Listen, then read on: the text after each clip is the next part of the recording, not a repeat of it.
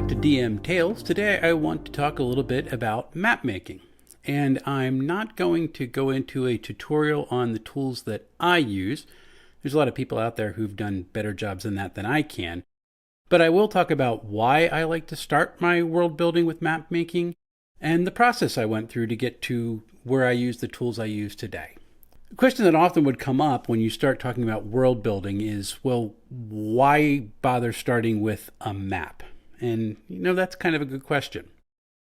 Well, the shape of the world, things like climate and geography, they're going to impact the types of stories that you can tell. That's true if you're writing fiction or if you're creating an RPG world for players to, play around with, a sandbox, as it were. And so when I create a map for a world, one of the things that happens is the shape of what's going on there will help begin to write the story of that world in the back of my head. And that's really important for creating things like cultures and countries and the types of conflicts that people are going to be encountering as they play inside your sandbox. The divisions that the natural world creates, things like rivers and mountains and forests and lakes and, coastlines, they're going to create natural fire breaks that divide one culture from another. And depending on the type of world that you have created, are the resources scarce or are they abundant? Is food scarce or abundant? Is the climate warm or is the climate cold? That's going to impact how these different cultures relate to one another. If resources are scarce or if some past historical event has pushed two folks together, there might be some, mistrust or even hostility that crosses different boundaries. So as your players go through the different areas of your world, they're going to be encountering different prejudices, different assumptions about what people are like from, their part of the world. And to me, that's really important. And, really the last thing that I think about is why I start with a map is mostly because making maps is fun. I wouldn't do this. I wouldn't do any of this if it wasn't actually fun. And to me, it's really neat to use an Apple Pencil or use a mouse or something to shape a landmass and to put mountains in a certain spot or make a river go a certain way. And know that you're creating a literal space where you can invent things that live there. And to me, that's really enjoyable. A little bit of a delusion of grandeur that I guess all DMs have to deal with at some point. World builders are like that. Now, I got started making maps by looking at a tutorial by a YouTuber named Jessica Khoury. She made this years ago, and it's not even high definition. That's how long ago it was. But it's 5 parts, and the tutorial that she wrote is presented in Photoshop. But if you're someone who uses GIMP or Affinity Photo or something like that, you'll find it to be absolutely accessible to you. And it's really good for beginners, and it gets people from scratch, which is where I was, to making something passable. And in fact, after watching her 5-part series, I ended up making this map, which is the world in which my novel takes place, in the land of the penny gnomes. Now, this map is not great. The colors are off, the icons are a little bizarre, the mountains look strange, and the texture of the map is, really not there. But here's the thing. It's my map. I made this. This came out of my head, and I'm really proud of it just for that fact alone. And it's a huge improvement from the map that I created in a note-taking app inside my iPad that I was just going to hand off to someone and say, hey, can you try to make something usable out of this? I'm really not that much of an artist, in case you haven't noticed. So I went from this to this. And that makes me really, really proud of what I accomplished. Now, over time, I continued to play with how the maps worked, and I began to go out and get some custom assets and commercial assets that I could use without restriction. And so I began to play a little bit more. One of the things I really noticed was that Affinity Photo on the iPad was really helpful because I don't own a drawing tablet, but the Apple Pencil and that app really kind of simulated the experience for me. And erasing the edges of the coastline to make it look rough and natural. That really lends itself well to the iPad interface. And over time, I began to experiment and get a little better.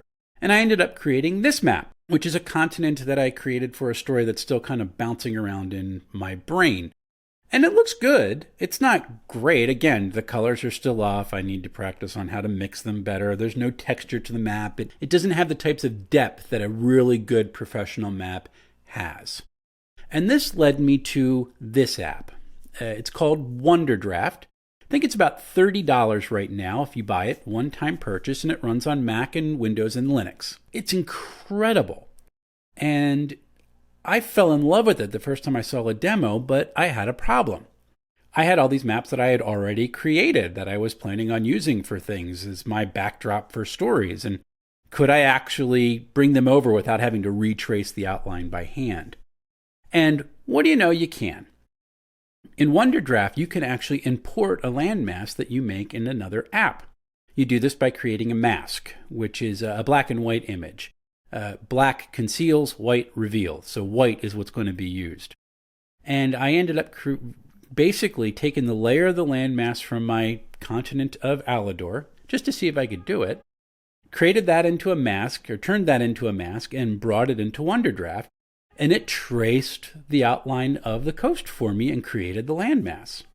After that, I took my map that I had created, and you can actually put it over as an overlay and begin to put in Wonderdraft's assets into the map to give it that Wonderdraft feel. So I went through that process. I created my map and I traced it out and I put all the elements on it, and I ended up going to this for the continent of Alador.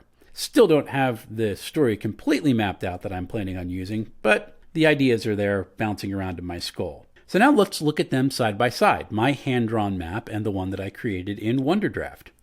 And I find that to be quite the upgrade. I also did this for my map that I created for my novel, so let's look back at that again. There's In the Land of the Penny Gnomes, The Realm, and going through the same process that I did for Alador, I wound up with this. And you can see there's so much more depth to this map. It has more feel to it. It looks like it's something that you'd want to put on your wall instead of going, well, somebody made something. That really makes me happy. Now, this all comes together for DM Tales because going through this process is what led me to create the map that I used for my current campaign, which takes place on what I call the world of Frosden. Here's the map that I created. Now, one of the things that should strike you from the start is this is not a huge landmass. I'm actually still working on the scaling a little bit. I don't want to make it too big or too small, but it's not huge. It's rather compact. And so as I was looking at this map, I began to look at the frost line to the north, and I realized that there could be more land up there. And what if the climate had changed and they were undergoing a bit of an ice age and people got pushed south? And so the map that I created began to tell the story of the land in which these players were going to be playing. Didn't matter if they were ever going to touch it or not. I knew, and it shaped the way that I formed the adventures. And so I began to imagine that this map here used to be controlled by one empire, which was in the capital of Frosden, which is now up in the north. That's where the map gets its name from. And in fact, most of the people of that empire didn't used to live down in the south here because that used to be tropical. Instead, they lived in the north, which was formerly a temperate zone. But when the climate changed, people began to move further and further south, and this created conflict because resources began to get scarce, and people who had expected a certain level of luxury or, accommodation in the north, they might have been wealthier, suddenly living as refugees down south, and they're going to be pushing to get back on the top. And also the empire, which ruled this entire area, realized that it didn't have the resources it needed to be able to hold on to its control over these different people. And so the empire began to fracture, and that led to all these different political divisions that now form the world in which the players are adventuring. This is really kind of cool. Because not only do I have a whole bunch of political conflicts that are in the world already, they're set up, and I've now written, light backstories for all of these things, But there's a whole other world of this formerly inhabited temperate zone that's now a frozen waste that has things like towns and cities and villages and temples and tombs that are all up there in the frozen tundra waiting to be explored. And who knows what's moved in the couple hundred years or so since everybody else moved out. And that, to me, that gives me a basis for starting to write some serious adventures. So I started with a map. And the map created the world that my players were going to be adventuring in. And the divisions that exist in this map helped create the tension that's going to create the backstory that these players are always going to be skimming over. Maybe they'll delve deep into it at some points, and at other points, maybe they'll just be skirting on the outside.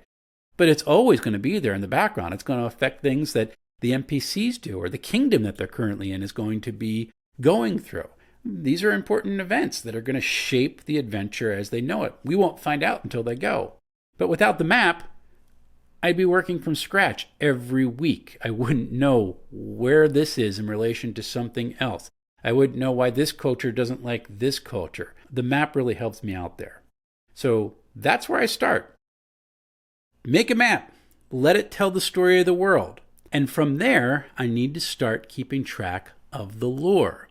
That's what we're going to talk about next week. The tool that I use to keep track of all my notes for what this world is, how I organize it, and the types of things that I consider important. Talk to you later.